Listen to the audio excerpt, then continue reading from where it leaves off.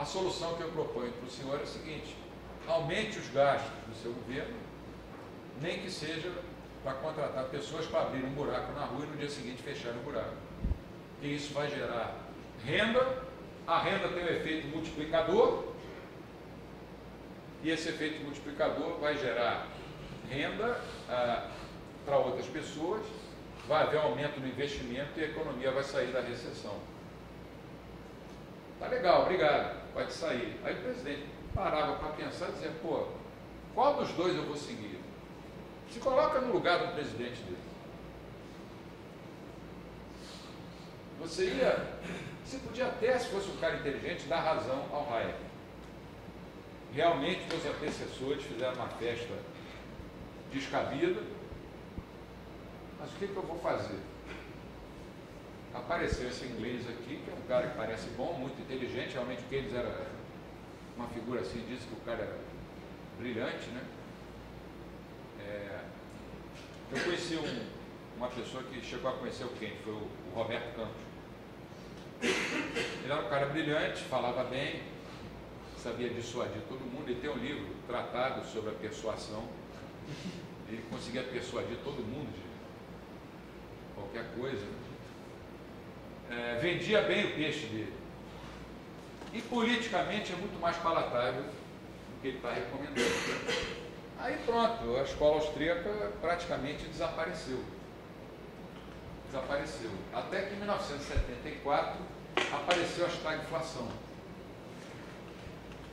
Com a crise do petróleo, o Hayek já tinha avisado, olha, se continuarem com essas ideias keynesianas, o mundo vai passar por uma coisa que nunca passou antes, que é inflação com recessão. E aí deram o prêmio Nobel para o Hayek, e mesmo assim obrigaram ele a dividir o prêmio com o socialista sueco Gunnar Myrdal.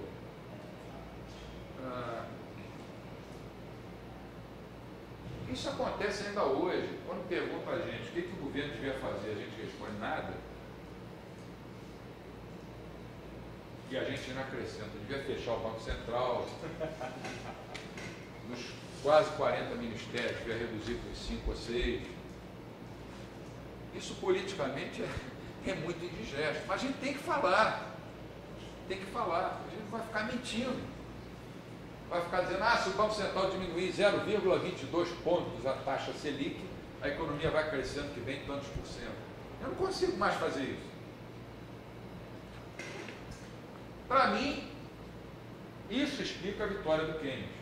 E se você for olhar teoricamente, o livro do Keynes está cheio de inconsistências.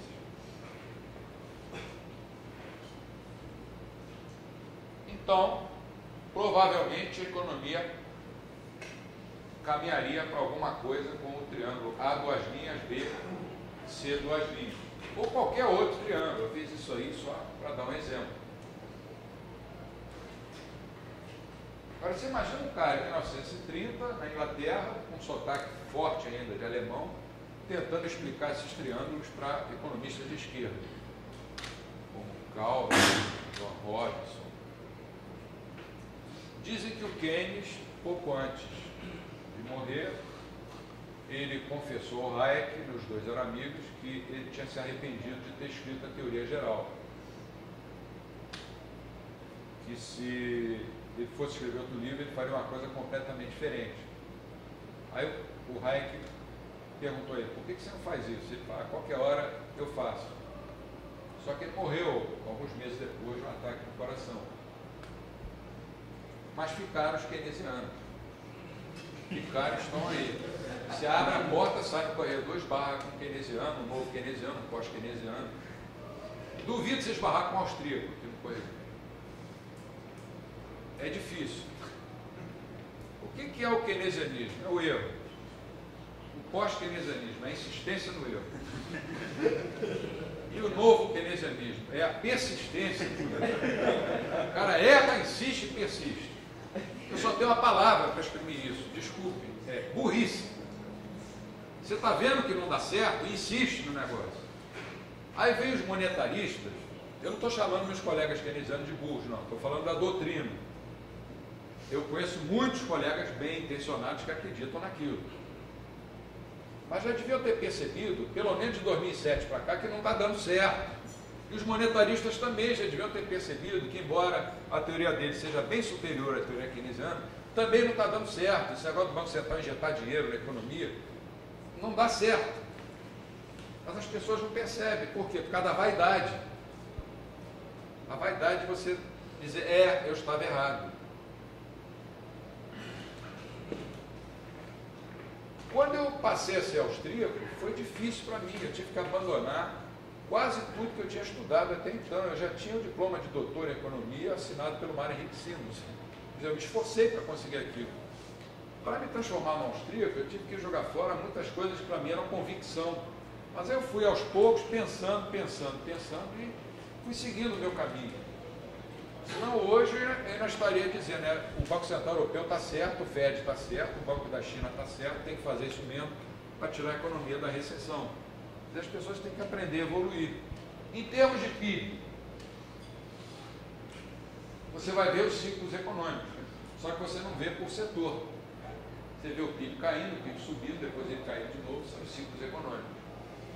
Em termos de expectativas racionais, se você pudesse aplicar a expectativa racional da escola austríaca, de acordo com Roger Gerritsen, você teria imediatamente o triângulo ABC passaria para ABC livre.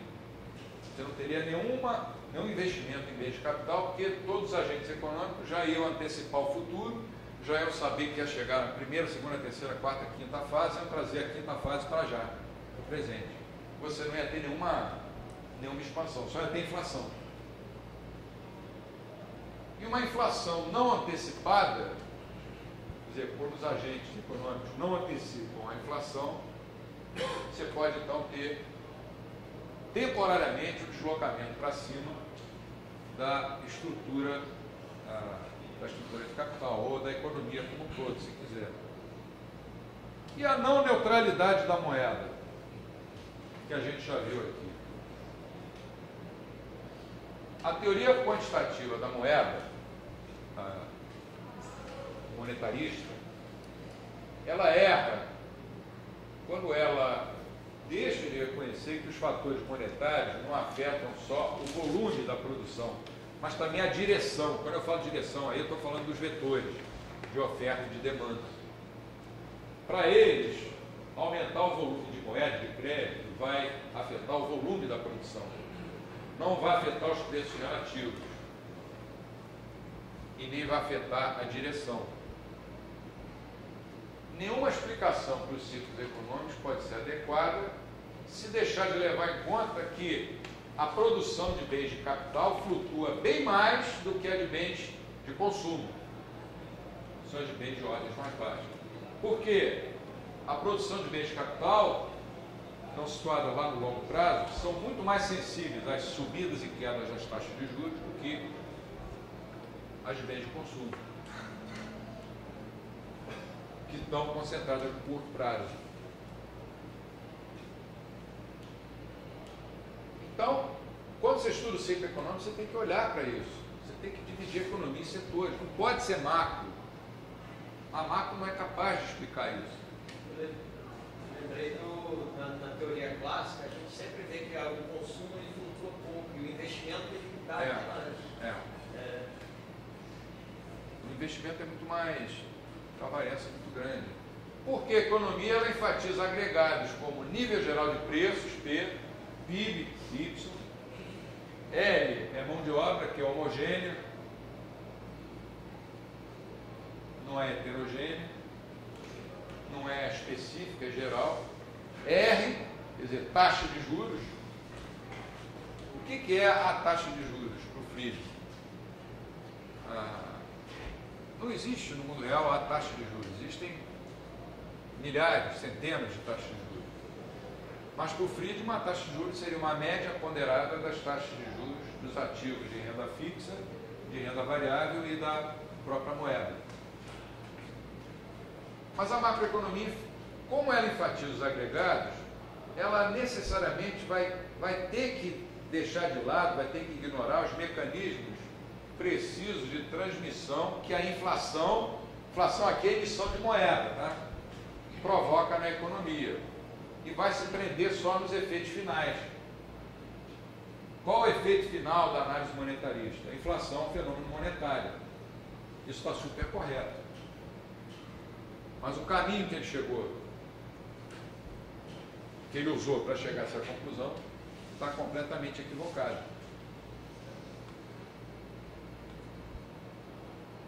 Em suma, o desemprego é o resultado da inflação, que é, tal como no monetarismo, um fenômeno monetário.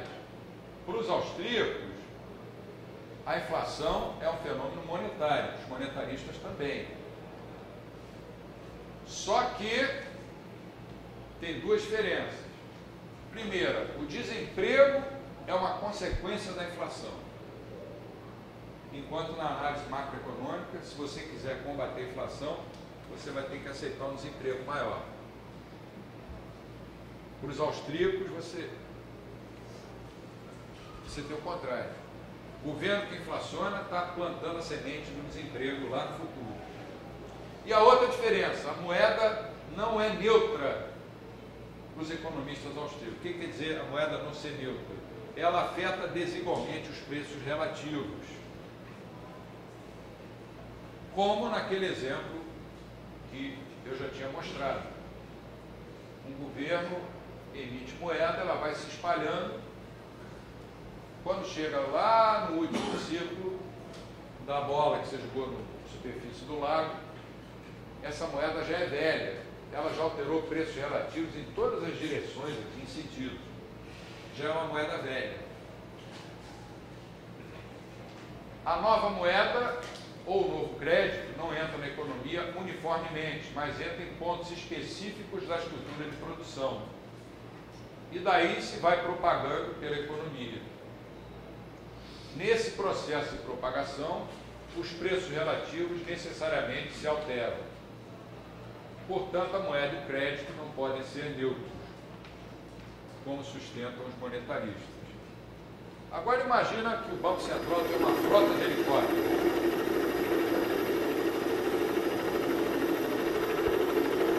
E que eles vão despejar moeda na economia.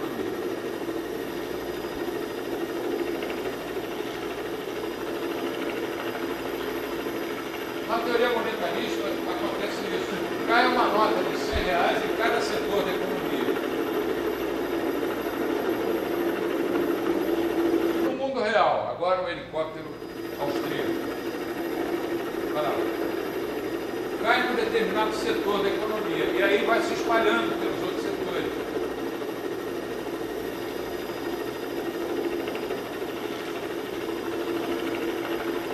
Quando esse dinheiro chega aqui, já não está valendo mesmo que esse primeiro que caiu.